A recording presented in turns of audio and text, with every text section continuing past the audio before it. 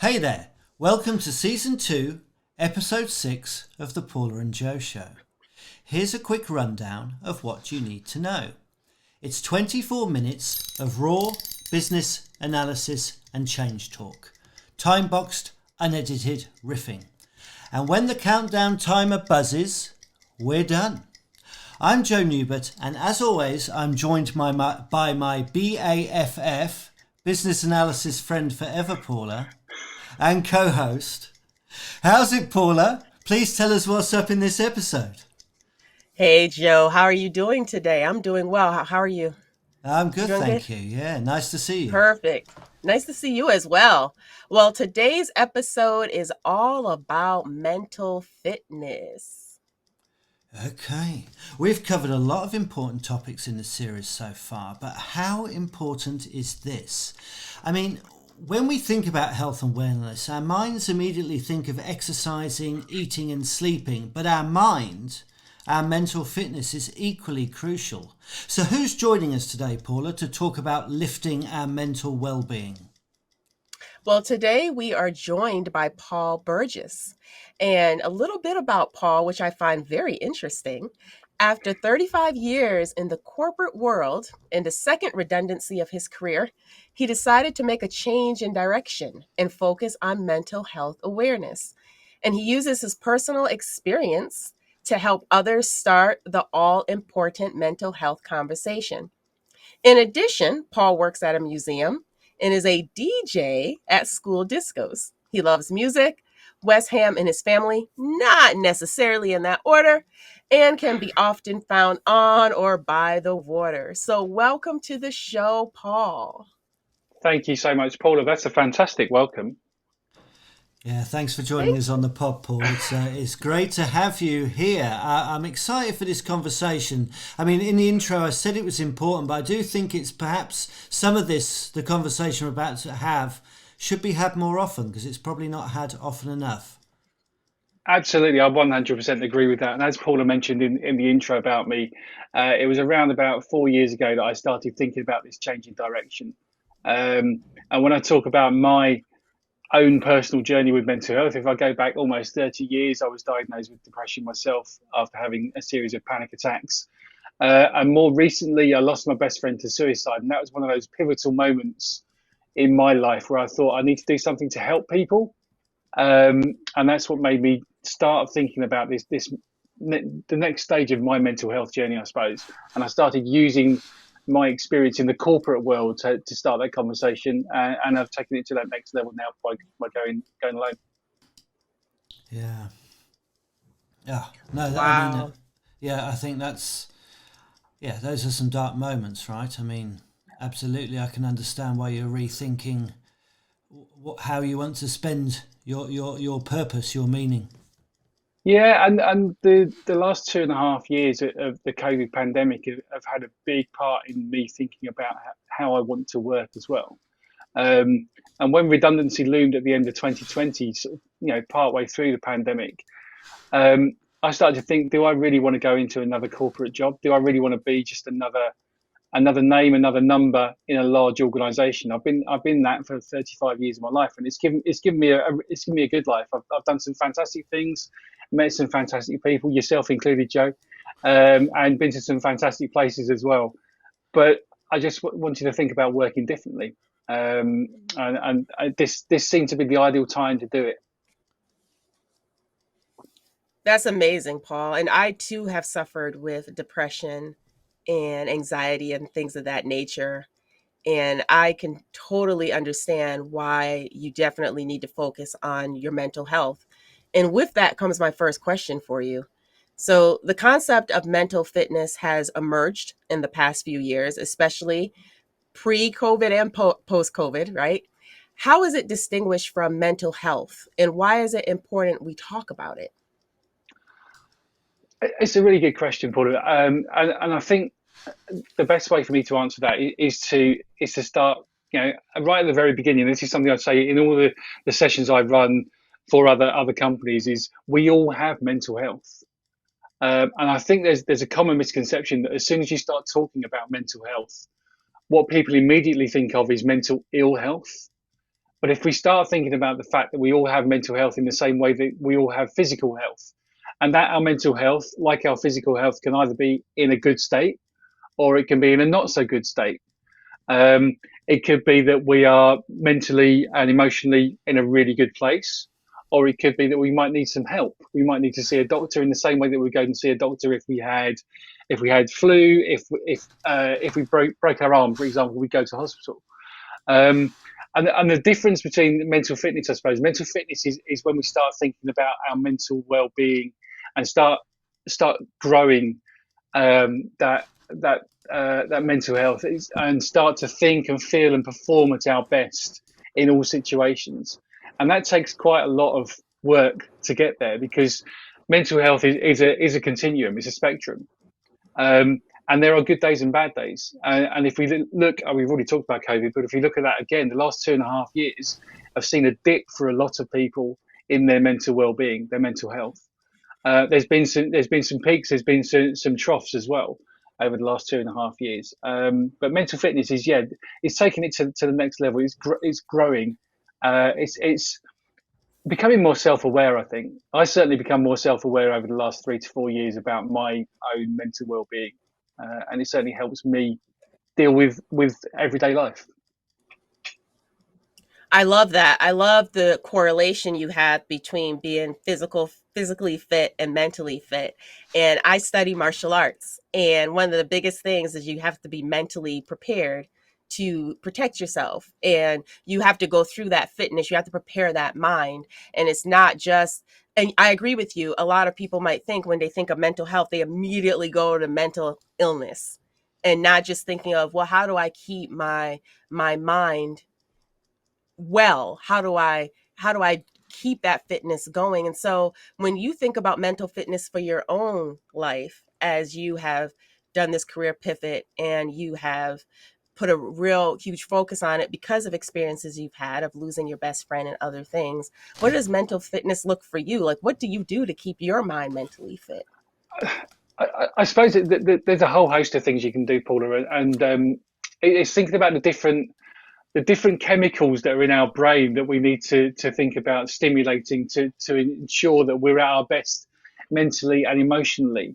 So it could be something as simple as celebrating small wins. So celebrating small wins, for example, getting through a day, completing tasks, ticking something off a list. That's going to give us a little dopamine hit, which is the reward chemical.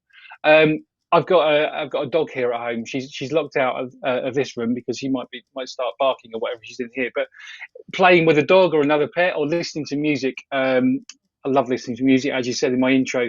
That stimulates oxytocin. That's the love hormone. That gives your brain and your mental health another little boost. Serotonin is the mood stabilizer. So things like connecting with nature, and this was a great one for me during the lockdown period of the pandemic. I got out and started walking a lot more than I had done before. And I was spending a lot of time in my local area. I've lived in the same house for 25 years, but I was discovering parts of my locality that I hadn't seen before. And I loved walking the same walk through the changing seasons. And I really started to take notice of what was going on in nature. It almost became a meditation for me. And you mentioned also in my intro about me spending time on water. I get out my paddleboard as much as I can, and that for me is a real. I switch off completely. That's as close as I've come to proper meditation. I always stereotypically think of meditation as being sat on a yoga mat with your legs crossed, but it doesn't have to be that at all. It can be whatever works for you, the individual. So that's the serotonin, and then endorphin, exercise, laughter. And dark chocolate as well. Chocolate's good for you. It releases the endorphins as well.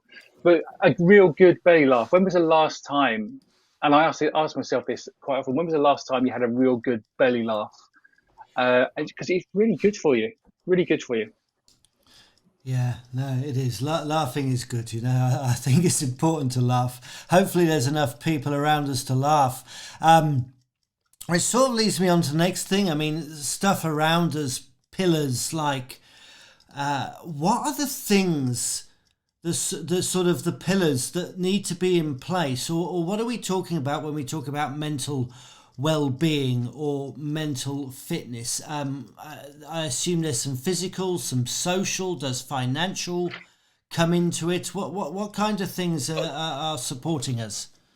All of those things you've just mentioned, Joe, and there's more as well. There's the spiritual as well, and I'm not necessarily talking about religion, but there's the spiritual. There are so many things that make up our mental well-being and our emotional well-being, and it's about getting the balance right. I mean, there's a lot of talk over a number of years. I mean, going back a long way now about work-life balance, but it's more than that. It's getting the balance right for all the things you just talked about, and all of those things you've just mentioned as well. Financial security, for example, is a big cause of mental stress and potentially mental ill health. If someone's unhappy at work, if they don't like the person, don't like their boss, don't like some of their co-workers, they might have had a promotion and all of a sudden be expected to be doing two jobs rather than just one. That's something else that can cause stress and potentially lead to mental ill health. But it's about getting everything right. Financial, the work side of things, the making sure you're doing enough exercise, making sure you're stimulated mentally as well. Having a hobby, having something that you really enjoy and you can escape from everyday life is so important. And making time to do that, even if it's just half an hour a day, sitting down reading a book, listening to some music, trying to be a DJ like I do. So going to a live gig. We talked before we started recording about me seeing The Prodigy on Friday night. That's my escape. Going to something like that for 2 hours, being somewhere completely different. Recently back from holiday, and I saw 2 gigs while I was away in Europe, and just something totally different. Different city, different atmosphere at the gig, but a couple of hours in each city, just pure enjoyment, pure escapism. Yeah, no, it sounds fantastic. And you're reminding me of, I read a book back in the 90s by a lady called Susan Jeffers called Feel the Fear. And Feel the Fear and Do It Anyway, yeah. Yeah, and I'm remembering, do you remember the whole life grid? There was that 3x3 grid that was in the book. Yes, it's ringing bells. I can't remember exactly. Yeah, and each box within that grid was something, like you said, like a hobby or like a contribution or leisure, friends, family, spirituality, whatever these things were. And I remember sort of the lesson from the book was that it's important to have a number of things, because if and when you lose one of them, you've still got another 8. So you've still got that, you're not going to be upset. Well, you're going to be upset by whatever you've lost, but there's still a lot there in life to keep you afloat, if that makes sense. Yeah, as you're talking, that is bringing it back to me. And I think what it said, I might be wrong on the numbers, but I think it said something, if you had 6 of the 9 at any one time, you were doing okay. If you dip below 6 or 5 of them, then you probably need to think about addressing the balance in your life. Yeah. But all of these things are important, and at certain points in life, certain elements of certain of those are going to take more precedent over other things. You might work harder for a period of time, and you might be able to have a little bit more leisure time later in life, maybe.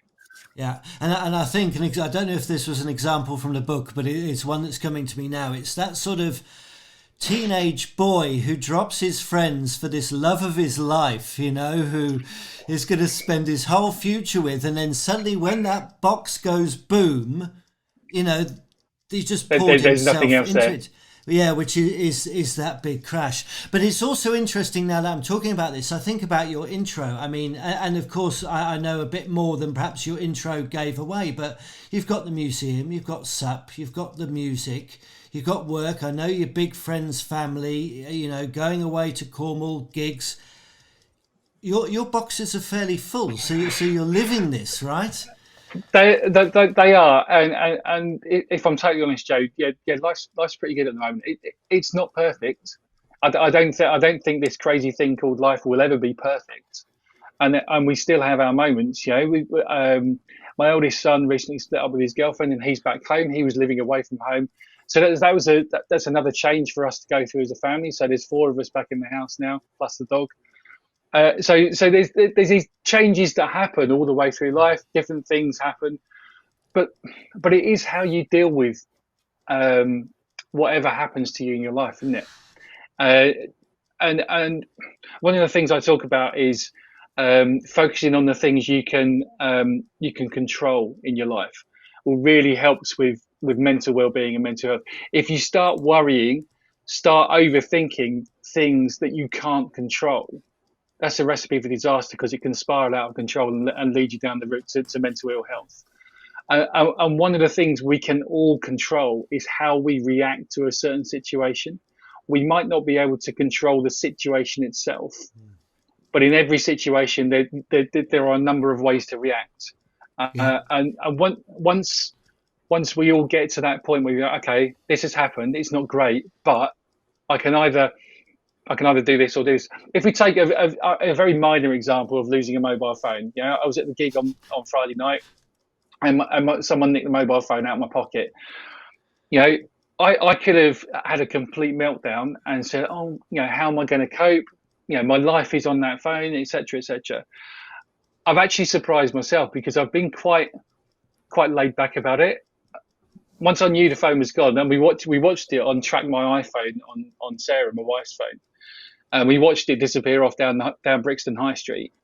And once I knew it had gone, I did the remote erase using her iPhone, so I knew that was done. Reported it to the insurance company, reported it to the provider, and I've got a new phone sitting ready to set up once we finish this conversation.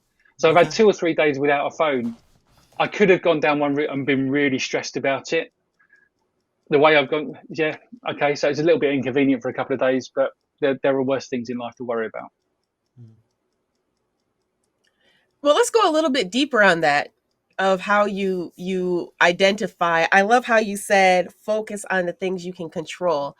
And that could be one of the warning signs, right? That we might need to be aware of where we are mentally, on where we're putting our energy. But what are some of the other warning signs that we need to be aware of to spot a decline in our well-being that you've experienced or that you would be willing to share? So, no, I'm happy to share, Paul. I mean, it's by sharing that I think I provide most benefit to people that I talk to, by sharing my experience, but also what I've noticed in other people as well. So some of the first signs that someone might be stressed or heading for mental health problems, they're just feeling a little bit run down, a little bit lacking in energy, finding it hard to concentrate. And we all have periods in each day and each week like that. But if that becomes the norm, where you're finding it hard to concentrate, to make decisions, you're feeling restless, maybe there's a disruption in your sleep pattern, and that could be not being able to get to sleep in the first place, or it could be waking up in the middle of the night and not being able to get back to sleep and your mind's racing, or sleeping too much, just a disruption of some sort in sleep, feeling tearful all the time, feeling like you're a sense of being overwhelmed, like you're on the edge, teetering on the edge, thinking you're going to break down in tears at some point. But some of the less common signs of people that just retreat and just start avoiding other people. This was something that happened to me when I was having my panic attacks.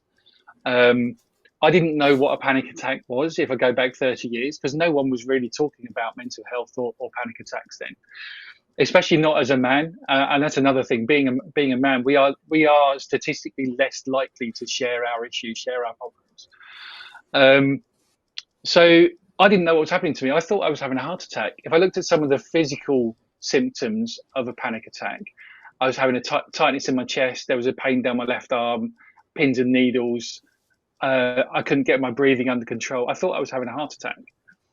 So in order to prevent that happening, I said to not go out. I just didn't go out, because I thought, if I go out, this might happen and I might really embarrass myself by it's a ridiculous train of thought, embarrass myself by having a heart attack in front of my friends.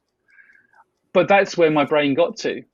So the way to avoid that was to just not go out, and was to just stop doing the things that I enjoyed. So stop going out to the pub and for a meal with friends, to stop going to live music, to find any excuse not to do something.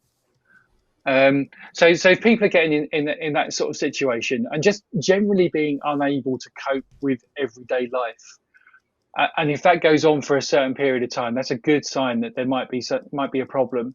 and it's time to talk to a professional about it. Which goes right back to what you started off with, the self-awareness, being self-aware of where you are, identifying that, being honest with yourself, and not being ashamed of what you're going through. Absolutely. And I'm in a position now, so I'm 30 years older, and maybe a little bit wiser. I'm not too sure about that one, but I haven't stopped suffering from those symptoms. I still feel sometimes, I still feel anxious. I still feel like there might be a panic attack on the way, but I recognize those feelings, and I have my ways of coping with that. So I can control my breathing a lot easier. I can talk to someone. If I'm feeling like that, the first thing I do, depending on who I'm with, if it's with my wife, I'll let her know that I'm feeling like that, so she knows I'm feeling anxious about something. I'm fortunate to have 3 fantastic mates now, all people I've met through work. And we the 4 of us are a little self-help support group. We know that if we have anything we're worried about, anything we want to talk about, we can pick up the phone, we can send a message, we can do whatever, and just talk to them about anything. Now, not everyone has that, but I thoroughly recommend getting a group of 2 or 3 best mates and just having that support environment. And when I talk about men being worse at sharing, that's some of the problem, is they don't necessarily have the same support network as our female family, friends and colleagues might have. Generally speaking, women are better at sharing how they're feeling with their friends. It's a sweeping generalisation, but there is an amount of truth in it, especially if you look at the figures for mental health and for suicide. Is 75% of all suicides in the UK, and I think this is worldwide, are men. So there's definite room to keep talking.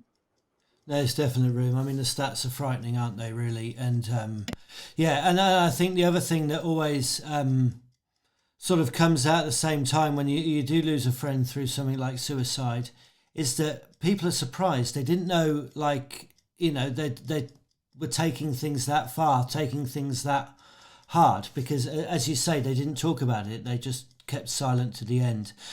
So I mean, talking about is one improvement that we can make, but like we go to the gym to improve our bodies. How can we strengthen our minds? What exercises could we do maybe to start to make ourselves more, perhaps resilient is the word? I mean, some of the stuff I've talked about already, Joe, to be honest, some of the making sure you've got time to do different things during the day, taking time away from the screen if you're working in front of a screen all day, taking time to spend time stroking the dog, or going out for a walk, or getting out on a paddleboard, or whatever your hobby might be. I do Wordle every day. I mean, that's another way for me to keep thinking. I do crosswords every now and then. I play online Scrabble with a number of friends and family. Just keep your mind working, but not just about work. I think it's all too easy for some people, and I've seen this happen to some people about, okay, well, I need to keep my mind busy, so I need to keep working. And they just spend every minute, every hour, every day working more, because they think that's going to help their mental health. It's going to help them keep busy. There's a difference between being busy and being stressed because you're too busy with the work situation or whatever. Yeah, no, definitely keep you busy. I mean, hobbies are great, aren't they? Something to take your mind off things. And when you were talking earlier about the gig, my mind was going back to squash. I don't play squash anymore because sadly I keep popping a calf. But I found it was the one sport. Wait, there's the buzzer. But I found it was the one sport, because it happens so fast that everything else has to switch off. It's almost absolutely. It's like primal safety or something, you just have to focus, which means that you just don't have the capacity to think about some of the things that might be troubling you. And I'd imagine a gig is similar for you. You shut down the outside world. It's just focused on the song and the stage and the singer. And absolutely. I mean, the Prodigy is absolutely what you've just described. That's what Friday night was about. So my phone went about 10 minutes before the end. So I had an hour and 5, an hour and 10 minutes of pure energy from the band on stage, and the light show and the music. I mean, you know the music, Joe. They're just absolutely fantastic. I mean, it's about the 5th or 6th time I've seen them, and they never fail to disappoint. And you're right, it's just switching off and coming out of the gig as well, just feeling so good. Ignore the phone thing, but just feeling so good normally, with really buzzing at the end of the night. Yeah, coming off a high. Yeah. Anyway, you heard in there the timer is buzzed. The timer buzzed. So I'm sorry, 24. No, it's a shame. It's a shame because I feel like I could talk a lot more. Yeah. We have the same comment every week. You know, we could dive on, but I'm not sure that the concentration span of the audience, 30 minutes, 24 minutes, is great. Anyway, I mean, thank you for joining us on the pod, Paul. I really appreciated you coming on and sharing your experience and sharing your stories with us. It's a great reminder to all of us, I think, to pay more attention to our own mental well-being, but try and look for the signs of people's mental well-being around the people we care for too. So definitely, that's it. It's looking after each other and looking after yourself as well. That's the main thing. It's the main thing. We'll get to your social details in a moment, but first, I mean, have you got any resources you want to sort of mention that we can put out in the show notes? There's a few charities. These are UK-based charities. I'm sure there are similar charities elsewhere in the world, but a couple that I'll talk about. So, Calm is the campaign against living miserably, which is a charity I support, and they focus on men's mental health. So that means a lot to me because of my own personal experience. Shout is a text-based support service in the UK. So this is for people who don't necessarily want to talk to an individual, but just want to ask a question or need some sort of support. You text Shout to the number, and you get one of their operatives sort of texting you back and having a text conversation. I know a couple of people who volunteer for that charity. It's very, very frequently used by younger people, sort of the 18 to 24 age group. And then Young Minds is another one that's fantastic. I've seen some of the work they do and some of the work they're trying to do with the UK government to get young people's, children and young people's mental health services up to where they need to be, rather than having to wait 2 years to get to see a specialist about a mental health problem, which is where we are in the UK at the moment. And the other one to mention, I'm sure most people know, but Samaritans are there. They aren't just there for the really bad stuff. They're there for any sort of problem you might have. So those are the four that I would like to mention, because I know that they do some fantastic work. I've got some personal experience of them as well. Yeah, no, cool. Thank you. No, thanks for mentioning them. We'll pop links to all of that into the show notes as well, so people can get through. And as you say, there's going to be sort of the equivalent organisations in Europe, Australia, America, wherever people are listening. Yep. So, yeah, fantastic. Over to you, Paula. Well, Paul, thank you for your insights today. Appreciate it. And for those who are listening, remember, be self-aware, get those hobbies, exercise your mind, figure out what you love to do. And more importantly, which I think is probably one of the keys that we heard today, is get that support system. Get people that you can talk to, that you can be transparent and honest with. And so, Paul, if people want to stay connected with you, where can they find you? Probably the best place for me, and where I do a lot of posting, is LinkedIn. My wife's a career coach specialising in LinkedIn, so I spend a lot of time on there as well. But I'm also on the other social media channels. If you want to see a little bit more about the real me, then Instagram's a good place to be. There'll be a lot of photos of me and my family and what I do with the hobbies. Twitter I don't use so much, but I'm on there. But I'd say LinkedIn to start with. But have a look at the company website as well and see what we offer. Okay, fantastic. Thank you, Paul. And thank you for tuning in. We appreciate your support. You can subscribe to the Paula and Joe Show on your pod player of choice, be it iTunes, Amazon Music, Spotify, YouTube and more. And if you enjoy the show, then please do help pass the pod by leaving a 5-star rating. You can follow at 168FM on LinkedIn, Twitter, Facebook and Instagram. And of course, you can keep the riff going by leaving your comments over on the blog at 168.fm. That's the words 1, 6 and 8, not the numbers.